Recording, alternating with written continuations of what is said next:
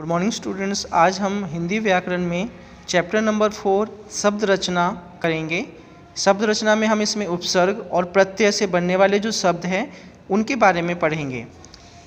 शब्द दो प्रकार के होते हैं, मूल शब्द और व्युत्पन्न बनाए गए शब्द। ठीक है, एक मूल शब्द होता है और एक क्या होता है, व्युत्पन्न शब्द जो हम बनाते हैं। व्युत्पन्न शब्द मूल शब्दों में से कुछ शब्दांश जोड़कर बनाए जाते हैं। जब हम मूल शब्द के अंदर क्या करते हैं, कुछ शब्दांश का मतलब होता है शब्द के कुछ हिस्से जोड़ देते हैं तो वो क्या बन जाता है, हमारा व्युत्पन्न शब्द बन जाता है। ये शब्दांश या तो मूल शब्दों के आरंभ में लगते हैं या अंत में लगते हैं। जो शब्दांश हम जोड़ते हैं वो हम मूल शब्द के स्टार्टिंग में यानी आरंभ में तथा अंत दोनों में लगा सकते हैं। जब कोई शब्दांश किसी मूल शब्द में जोड़ा जाता है तो वह उसके अर्थ में थोड़ा परिवर्तन कर देता है, और जब भी हम क्या करते हैं, शब्दांश किसी मूल शब्द में जोड़ते हैं तो उसका जो अर्थ है वो बदल जाता है। आगे हम पढ़ते हैं उपसर्ग। जो शब्दांश किसी शब्द के आरंभ में लगाकर उसके अर्थ में परिवर्तन कर देते हैं उन्हें उपसर्ग कहते हैं। यानी जब मूल शब्द के आरंभ के अंदर हम कोई शब्दांश जोड़ते हैं तो उसे हम उपसर्ग कहते हैं।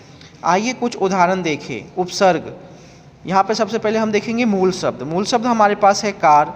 अब ये उपसर्ग है हमारे पास अप, और अप को अगर मैंने कार में क्या कर दिया, जोड़ दिया इसके शुरू में यानी आरंभ में, तो हमारे पास एक शब्द आ गया अपकार। इस तरीके से एक मूल शब्द है हमारे पास मान।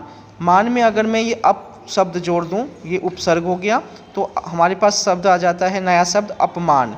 इसी तरीके से वाद मूल शब्द है, अप उपसर्ग है, जब वाद में अप जोड़ देते हैं तो हो जाता है अपवाद। इसी तरीके से यश, यश जो है वो मूल शब्द है, इसके अंदर जब अप जो है उपसर्ग जोड़ देते तो हो जाता है अपयश। तो हमने देखा कि किस तरीके से मूल शब्दों में जब उपसर्ग जोड़ देते हैं तो एक नया शब्द जो है हमारे पास तैयार हो जाता है। याद रखिए, उपसर्ग का स्वतंत्र रूप से प्रयोग नहीं होता है। उपसर्ग का जो है हम स्वतंत्र रूप में कभी भी, ये जो उपसर्ग है इनका अलग से आप प्रयोग नहीं कर सकते हो। ठीक है, स्वतंत्र नहीं कर सकते, इसको हमेशा मूल शब्द के साथ ही जोड़कर आप इसका प्रयोग करते हो। हिंदी में प्रयोग होने वाले उपसर्ग को 4 भागों में बांटा गया है। हिंदी में जो हम उपसर्ग जो है प्रयोग करते हैं उनको हम 4 भागों में बांटते हैं।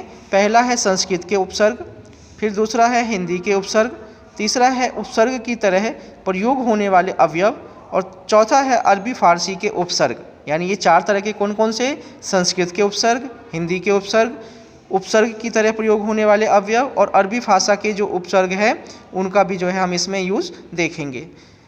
तो बारी बारी से जो है हम क्या करेंगे, इनके बारे में पूरा विस्तार से पढ़ेंगे।